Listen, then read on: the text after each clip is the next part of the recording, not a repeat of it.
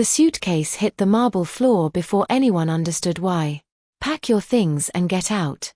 Black maid Simone Avery stood beside the grand staircase while billionaire Carter Wynn's fiancée, Elise Marlowe, pointed toward the front doors of Bellmere Mansion. "You heard me," Elise said.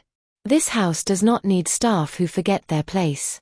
Simone looked at the suitcase Elise had filled with uniforms, shoes, and the framed photograph from her bedside table. "You entered my room." "I entered a staff room." Simone almost smiled. "Before we see what happens, subscribe and tell us where you are watching from, because Elise is about to discover what this maid is hiding. Carter was in New York negotiating a hotel acquisition. He believed Simone was a temporary maid recommended by the estate agency. That was exactly what Simone wanted. Bellmere had belonged to her family for 72 years. After her grandfather died, ownership passed through Avery Heritage Holdings, a private trust. Carter's company had leased the mansion while renovating his city residence. Simone agreed to the lease for one reason. She wanted to know how Carter treated people when he believed the owner was nowhere nearby. So far, Carter had surprised her. He knew the gardeners' names, approved overtime, and once carried a tray back to the kitchen after noticing the dishwasher working alone. Elise was different. The moment Carter left, meal breaks shortened. Staff tips disappeared. A housekeeper was charged for a vase she had not broken. Yesterday, Elise ordered Simone to clean mud from her heels. Simone documented everything. "What exactly did I do?" Simone asked. Elise lifted a silver envelope. "You contacted the property office without permission. I reported water leaking behind the West Library wall. You embarrassed me in front of management. I stopped mold from spreading. You are a maid. And water is still water." Two decorators tried not to react. Elise stepped closer. "Carter is too soft with employees. Once we are married, that changes. Does he know that? He will learn." Elise shoved the suitcase toward the door. "You are fired." "You cannot fire me." Elise laughed. "I am about to become Mrs. Wynn. This is my home." Simone looked around at the staircase where her mother had taken graduation photographs. "No," she said. "It really isn't." Elise's smile vanished. "What did you say?" "The lease names Carter Wynn as tenant." "You are neither tenant nor owner. You read the lease." "I read things before people ask me to sign them." Elise grabbed Simone's staff badge and pulled open her apron pocket. A brass key fell onto the floor. It was old, heavy, and engraved with an A. "What does this open?" "The West Library. That room has been locked since we moved in. For you." Elise's face reddened. "You stole an owner's key." "No." "Security." Two guards entered. Elise pointed at Simone. "Search her and remove her." One guard hesitated. "Miss Marlowe, staff searches require authorization." Elise grabbed Simone's handbag and emptied it onto the floor. A wallet. Reading glasses. A notebook. A property map. And a black card embossed with the gold Avery Heritage crest. Elise picked it up. "What is this?" Simone reached for it. Elise held it away. The guard recognized the crest. Elise ignored him. "You stole this too?" "That card cannot be stolen." "Why?" "Because it requires the owner's fingerprint." Elise laughed. "Then prove it." She marched to the security panel and pressed the card against the reader. Owner credential detected. The screen requested biometric verification. Elise shoved Simone's hand toward it. "Go ahead." Simone placed her thumb on the scanner. A soft chime filled the foyer. "Welcome home, Simone Avery. Primary owner, Bellmere Estate." Nobody spoke. Elise stared at the screen, then at the suitcase she had packed. "That is impossible." Simone picked up the brass key. "No. What was impossible was listening to you call this your home for 3 weeks." The guards straightened. Elise's shock became fury. "You tricked us. I observed you. You pretended to be a maid. I worked as one. You lied to Carter. I withheld my ownership because I wanted to see whether the man leasing my family home respected people who could do nothing for his career." Elise stepped closer. And what exactly do you plan to tell him? Simone opened her notebook. About the missing staff tips. Elise stopped. The false damage deductions? Silence. The housekeeper you threatened with eviction? Elise's eyes narrowed. Or yesterday's recording where you said, once I marry Carter, half these people are gone. Elise suddenly smiled. You think ownership protects you? Simone studied her. What does that mean? Elise opened an email on her phone. A document appeared with Simone's signature at the bottom. Notice of sale, Bellmere Estate. Buyer, Wynn Development. Closing date, today. Simone's blood went cold. I never signed that. Elise smiled wider. According to the registry, you did. The front doors opened. Carter suddenly walked in carrying his overnight bag. He saw Simone's belongings scattered across the floor, Elise holding the sale contract, and the security screen still glowing. Welcome home, Simone Avery. Carter stopped. Elise, he said slowly. Why does the screen say my maid owns the mansion? Simone looked at the forged contract. Then at Carter. Forget the mansion, she said. Ask your fiancée why she sold it this morning without telling either of us. Carter set down his overnight bag. Elise, answer her. Elise recovered quickly.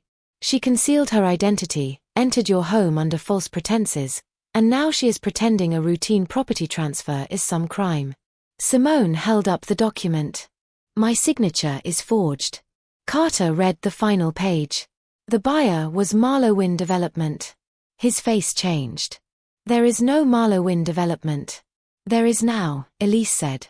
I registered it last month. With my name. We are getting married. That did not answer me. Simone turned to the guards. Lock the front doors. Nobody removes files, computers, or boxes from this house. Elise laughed. You cannot imprison me. I am securing my property while a forged sale is investigated. Carter looked at Simone. Can you stop the closing? If the registry has not released the funds. A notification sounded on Simone's phone. Bellmere Estate transfer, pending final owner confirmation. Simone looked at Elise. Not too late. Carter frowned. What confirmation? The trust requires a second physical verification whenever Bellmere is sold outside the Avery family. Where? The West Library. Elise's eyes shifted toward the brass key. Simone noticed. You already knew. I knew there was an owner's room. No. You knew the sale needed something inside it. Simone walked to the West Library. The brass key opened a carved walnut door. Inside, dust-covered family portraits, property ledgers, and an old partner desk. Carter stopped beneath a painting of Simone's grandfather. I thought the estate agency owned this place. They manage it. My family never sold. Why keep your ownership secret? My grandfather watched wealthy tenants treat Bellmere staff like furniture. He created an anonymous leasing system so owners could inspect conditions without tenants performing for them. Carter absorbed that. So you came here to inspect me? Yes. What did you conclude? That you are careless about who you give authority to. The answer landed hard. Simone opened a steel cabinet beneath the desk. Inside was a biometric reader and a sealed red envelope. She scanned her fingerprint. Sale request received. Authorized by Simone Avery. Second authorization, pending. She selected signature history. A video opened. 3 nights earlier, Elise stood in the library with a portable scanner. Beside her was a man wearing white gloves. He held Simone's employment paperwork against a lightbox while Elise copied her signature repeatedly. Carter leaned closer. Who is he? Martin say. He works for the estate management company. Elise's mouth tightened. You bribed the property manager? Carter asked. Martin approached me. For what? To sell a mansion nobody was using properly. Simone looked at her. I live here. You slept in a servant's room. By choice. Bellmere is worth $80 million, and your family hides it inside a heritage trust while Carter pays rent to preserve your nostalgia. Carter cut in. Do not include me in this. Simone opened the red envelope. Inside was a handwritten instruction from her grandfather. If a sale is requested under fraud, check the household account before rejecting it. Carter frowned. Why the household account? Simone logged into the property ledger. Bellmere's staff payroll appeared. For 8 weeks, hundreds of dollars had been deducted under breakage, uniform recovery, meal charges, and wedding preparation. Every deduction went into one account. Marlowe Wynn Development. The housekeeper, Clara, appeared in the doorway. My pay was short by $460 last month. A gardener stepped behind her. Mine by $300. Elise looked irritated. They damaged property. Simone clicked the supporting records. No damage reports existed. You used staff wages to fund the company buying Bellmere. Carter stared at the total. $27,000. In 8 weeks, Simone said. Elise folded her arms. Temporary advances. From people who never agreed to lend you money. Simone opened the bank statement. The first deposit into Marlowe Wynn Development was $1 million. Sender, Avery Heritage Holdings. Simone froze. That is impossible. Carter looked at her. Your own trust funded the buyer? No. She opened the authorization trail. The transfer was approved 6 months earlier by trustee initials. L.A. Carter noticed her expression. Who is L.A.? My older brother, Lionel Avery. Lionel had disappeared 5 years ago after accusing family trustees of selling heritage properties behind beneficiaries' backs. His car was later found abandoned near the coast. No body was recovered. The trust declared him legally dead last year. Elise smiled faintly. Now we are getting somewhere. Simone turned. You knew Lionel? I knew someone using his credentials. Who? Elise removed a small silver key from her coat. Martin gave me this. He said the real Avery owner wanted Bellmere sold before you discovered what is beneath the east courtyard. There is nothing beneath it. According to Lionel, there is. The library phone rang. Simone answered. A man's voice said, do not reject the sale. Her knees almost failed. Lionel? The voice continued. If Bellmere stays in the trust after midnight, Martin triggers the demolition clause. You are alive. Barely. Where are you? Under the house. A dull pounding came through the line. Then Lionel whispered, Elise did not plan this alone. Someone inside Carter's company paid Martin to forge the sale. Carter stepped closer. Who? A second voice entered the call. Older. Male. Still asking the wrong questions, son. Carter went completely still. Simone looked at him. Who is that? My father. Edwin Wynn had been declared dead 12 years ago. The voice continued. Bring Simone to the east courtyard with the red envelope. If she rejects the sale, Lionel dies where your wedding pavilion is supposed to stand. The line went dead. Elise stared at Carter. That was not part of my agreement. Simone turned toward her. What agreement? Elise swallowed. Edwin promised me Bellmere if I proved Carter could be controlled through reputation. Carter's expression hardened. You used my staff, my name, and Simone's identity to test me. I was supposed to make you defend me publicly, even after staff complained. If you did, Edwin said the Wynn board would restore your inheritance rights. Simone looked at Carter. You lost inheritance rights? My fathers will removed me from voting control because I refused to close 3 worker pension claims. The room went silent. Simone unfolded her grandfather's instruction. Another line was hidden beneath the flap. Bellmere must never be sold to a WYNN-controlled company until the East Courtyard records are opened. Carter read it. Our families knew each other. Simone looked toward the courtyard windows. Our families were hiding something. A deep mechanical sound rolled beneath the floor. Clara ran into the library. Ms. Avery, the East Courtyard stones are moving. Everyone rushed to the windows. The center of the courtyard was sinking. Beneath it, a steel platform descended into darkness. Standing on it, hands tied, was Lionel Avery. Beside him stood Martin Say holding a gasoline can. Behind them, smiling toward the library, was Edwin Wynn. He raised a remote. Simone's phone lit with one final message. Confirm the sale in 10 minutes, or the foundation under Bellmere collapses with your brother inside. Simone looked at Carter, then at the suitcase Elise had packed. 10 minutes ago, she had been ordered out. Now Bellmere itself was hostage too. The courtyard platform kept sinking.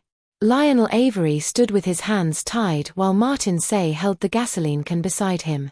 Edwin Wynn watched from below, one thumb resting on the remote. 9 minutes remained. Simone stepped away from the window. Elise, how do we reach the foundation? There is an old wine tunnel beneath the ballroom. Carter looked at her. You knew that too? I knew enough to be useful. Simone picked up the red envelope and forged sale contract. You are coming. Elise stared at the courtyard. Edwin will kill me. He was already planning to use you as the buyer and leave you holding the fraud. That silenced her. Carter ordered security to evacuate quietly. Simone led them into the ballroom. Behind a mirrored cabinet, Elise pressed a hidden latch. A staircase descended beneath Bellmere. The tunnel smelled of damp stone. Brass plaques listed 3 names. Avery. Wynn. Marlowe. Carter stopped. Our families were partners. Simone touched the date beneath them. My grandfather never mentioned the Wynns. At the first iron gate, Simone's owner key failed. Elise removed her silver key. It opened immediately. Simone looked at her. You said Martin gave you that. I lied. What is it? My father's. Carter's voice hardened. Henry Marlowe? Elise nodded. He worked as Bellmere's legal accountant. The Averys accused him of stealing $2 million from the restoration fund. He died before trial. My mother told me Edwin Wynn ordered the transfer. Carter stared at her. You knew my father was involved before you met me? Yes. So the engagement started as an investigation? At first. And later? Elise looked away. A speaker crackled. 7 minutes, Edwin announced. They reached a records chamber beneath the east courtyard. Simone opened a box labeled Foundation Reserve. Inside was a blueprint and a ledger. The courtyard sat over a reinforced vault containing compensation created after a construction collapse in 1988 killed 11 workers. Every payment was marked. Withheld pending liability review. Carter found the total. $31 million. Converted into property shares, Simone said.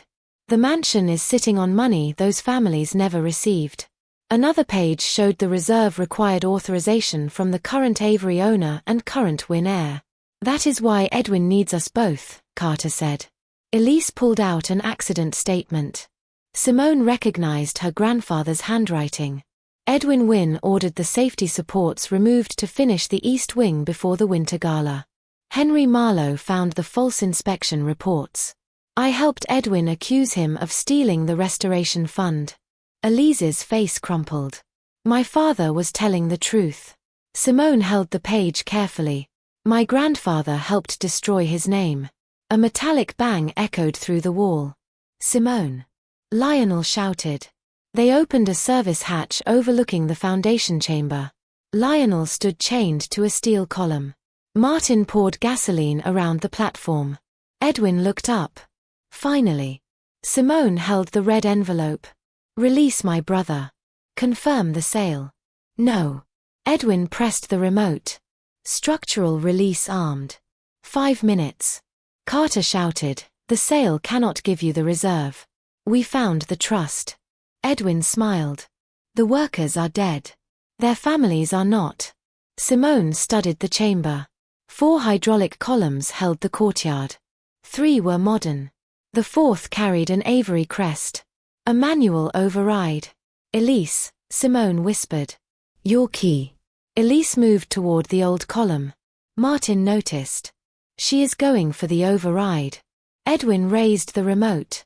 Simone stepped into view. Wait. Lionel has to sign too. Edwin frowned. He was declared dead. Exactly. Any transfer using his trustee credentials can be challenged. Restore him first, and you get a clean sale. Lionel shouted, "Simone, don't." She ignored him. Edwin hesitated. How? Bellmere's owner can restore his status. She lifted the red envelope. Bring me down, she said. Edwin ordered Martin to unlock Lionel's right hand. Simone descended.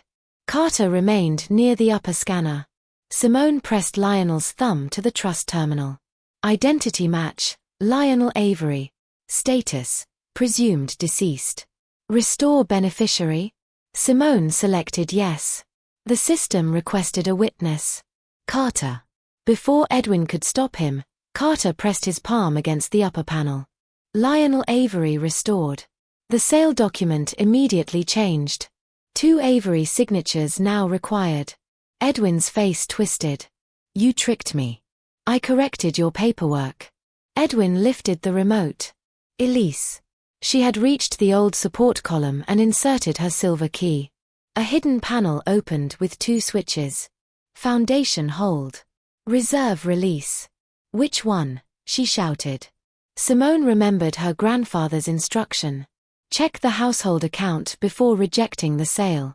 The money protected Bellmere. Reserve release. Edwin lunged toward Elise. Martin grabbed Simone. Lionel struck Martin with his free arm. The gasoline can fell away. Elise hit the switch. The chamber shook. Employee restitution distribution initiated. Foundation locked during payment. The collapse timer froze at 2 minutes, 16 seconds. Names appeared across the screen. Widows, children, grandchildren, payments delayed 38 years. Edwin stared in disbelief. You released it. It was never yours, Simone said. Edwin grabbed the gasoline can and threw it across the records shelves. Then he lit the fuel. Flames raced upward. Carter ran down the stairs. The evidence. Lionel pointed toward a red pipe overhead. Rainwater cistern. The valve sat behind the flames. Simone saw a brass curtain pole beside an abandoned maintenance cart. She hooked the distant valve wheel and pulled. Nothing. Lionel joined her with his free hand. Together they forced it around. Water exploded from the ceiling. The flames collapsed into steam. Police entered. Martin was arrested. Edwin escaped through a rear passage seconds before officers reached him. Simone looked at the trust screen. The $31 million continued moving toward workers' families. Then another alert appeared. Unauthorized withdrawal detected. $12 million had been transferred 3 minutes earlier. Authorized by Lionel Avery. Everyone turned. Lionel stared at the screen. I didn't do that. Elise whispered, his identity was legally dead until 5 minutes ago. Simone understood. Someone needed us to restore Lionel so the withdrawal would become valid. Carter checked the destination. The money moved into the Marlowe Family Foundation. Elise stepped backward. No. A video call opened automatically. An older man appeared inside a private aircraft. Elise covered her mouth. Dad. Henry Marlowe smiled. Thank you for restoring Lionel. You're alive. Yes. And Edwin framed you? Henry shook his head. Edwin committed many crimes. But I stole the restoration money. Simone stared at him. You let everyone believe you were his victim. Victims are rarely audited. A second camera appeared. Edwin entered the aircraft and shook Henry's hand. Lionel whispered, they were working together. Henry raised a glass. Bellmere was never the prize. Simone checked the trust system. A second reserve appeared beneath the first. $42 million. Unclaimed wages and housing compensation. Scheduled transfer. 11:59 p.m. Henry looked directly into the camera. You have 40 minutes to decide whether you want the mansion, your brother, or the workers' money. The call ended. Elise removed her engagement ring and dropped it onto the wet stone. My father used all of us. Simone looked at the countdown beginning on the trust screen. The hidden chamber suddenly felt colder than the rain above. Then we stop being useful. 40 minutes remaining. 40 minutes remained. Simone stared at the second reserve account glowing on the trust screen. $42 million. Unclaimed wages and housing compensation. Transfer at 11:59 p.m. Carter looked toward the flooded chamber. Who receives it if we do nothing? Simone opened the beneficiary path. Wynn Civic Partners. Elise laughed bitterly. My father used both our names. Lionel examined the authorization history. This transfer needs 3 approvals. Avery owner, Wynn heir, and Marlowe legal representative. Carter looked at Elise. I never signed anything. Simone scrolled lower. Elise Marlowe, verified. The timestamp was 3 months earlier, during the week Elise and Carter announced their engagement. He prepared everything before Bellmere, Simone said. Carter's face hardened. The engagement itself gave Henry III approval. Elise looked sick. My father told me marrying Carter would clear our family name. No, Simone replied. It made your name useful. A police officer entered. We traced the aircraft. Weather-grounded private departures at Northfield. Carter checked the clock. Then they are still close. Simone closed the laptop. We do not need to catch them before midnight. We need to stop the transfer. Lionel pointed toward the screen. One authorized family must reject it in person. Where? Bellmere's original household office. Simone understood. The servants' accounting room. They ran upstairs. Under the kitchen staircase, Simone removed a wooden panel. Behind it stood a tiny office with 1 desk and a brass terminal. A faded sign hung above the chair. Household wages. All adjustments require employee notice. The terminal activated. 3 family transaction pending. Rejection requires evidence of coercion or fraud. Elise placed her hand on the scanner. I reject it. Denied. Carter tried next. Denied. Simone looked at the requirement again. Evidence. She opened the notebook she had carried while working as a maid. Missing tips. False deductions. Threats. Forged documents. Useful, but recent. We need proof connecting the old theft to this transfer. Lionel looked toward the rescued records. Henry took $12 million after I was restored. That proves today's fraud. Simone ran her fingers beneath the desk. A brass pedal clicked. A drawer opened from the floor. Inside were old wage envelopes. One belonged to Henry Marlowe. Elise opened it. Instead of wages, it contained a confession. I, Henry Marlowe, accept responsibility for creating false household deductions used to move worker compensation into private property reserves. Below it was Edwin Wynn's signature as witness. Carter stared. They documented their own crime? Lionel shook his head. Criminal partners keep insurance against each other. Simone placed the confession beneath the scanner. Document verified. Fraud link established. A second prompt appeared. Current beneficiaries must confirm non-consent. Simone pressed her thumb down. I do not consent. Carter followed. I do not consent. The terminal turned toward Elise. For weeks she had stolen wages, threatened employees, and tried to take Bellmere. Elise finally placed her hand against the scanner. I do not consent. Transfer cancelled. The $42 million remained inside the workers' reserve. Then another alert appeared. Property lien activated. Bellmere estate subject to seizure. Carter frowned. What lien? Lionel opened the details. A $60 million loan had been secured against Bellmere that morning. Borrower, Simone Avery. Lender, Northfield Private Bank. Million remained inside the workers' reserve. Then another alert appeared. Property lien activated. Bellmere estate subject to seizure. Carter frowned. What lien? Lionel opened the details. A $60 million loan had been secured. They forged another signature, Simone said. The loan money had already been released to Henry's aircraft company. A message arrived. Sell Bellmere to cover the loan, or the bank takes it tomorrow. Lionel stared at Simone. This house has been in our family for 72 years. Simone looked around the tiny office. Workers had protected one another inside these walls longer than owners had protected the building. Let the bank take the mansion.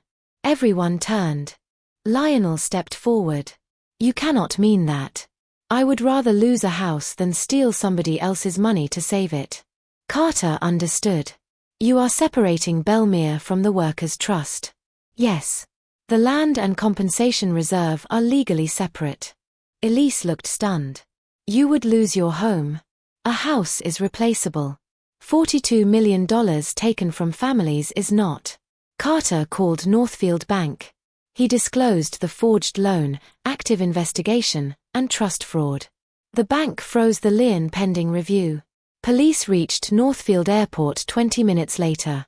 Henry and Edwin were arrested while moving financial records from the grounded aircraft. Investigators found forged deeds, false death certificates, worker files, and documentation proving the $12 million withdrawal had been planned before Lionel's restoration. Edwin was charged with fraud, kidnapping, attempted murder, conspiracy, and theft of worker compensation. Henry faced fraud, identity theft, money laundering, conspiracy, and obstruction. Martin Say pleaded guilty and testified against them. Elise was charged separately for wage theft, fraud, falsifying staff records, and helping forge Bellmere's sale. Her decision to stop the final transfer mattered at sentencing. It did not erase what she had done.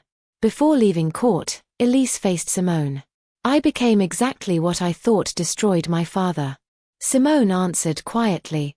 You became that person every time you decided someone with less power should pay for your pain. Carter ended the engagement. He also opened every Wynn company payroll record to independent investigators. Dozens of workers received restored wages and pension payments. The $42 million reserve was transferred to an elected employee board. Northfield later voided Bellmere's forged loan, so the estate remained with the Avery Trust. But Simone changed its rules permanently. No tenant could control staff wages, housing, deductions, or termination without independent review. Lionel returned publicly. Simone did not pretend his survival erased 5 years of silence. They rebuilt slowly. Months later, Bellmere reopened. Half became a heritage hotel. The other half became housing and legal offices for domestic workers facing wage theft or abusive employers. The first room visitors entered was the tiny accounting office beneath the kitchen stairs. At the reopening, Clara received the first restored paycheck, including every deduction Elise had taken. She framed the receipt and hung it beside the original wage rule for everyone. Simone placed her Maid badge beside her owner credential. Carter visited on opening day. He studied both cards. Which one matters more? Simone smiled. The one that taught me who people become when they think you cannot affect them. Outside, former staff gathered around long garden tables. No separate entrance. No hidden deductions. No one ordered out. Elise had pushed Simone's suitcase across the marble floor and ordered a black maid out of a mansion she believed belonged to powerful people. Instead, Simone revealed that she owned Bellmere. But ownership was not her real victory. Her real victory was refusing to become another person who believed owning the house meant owning the people inside it.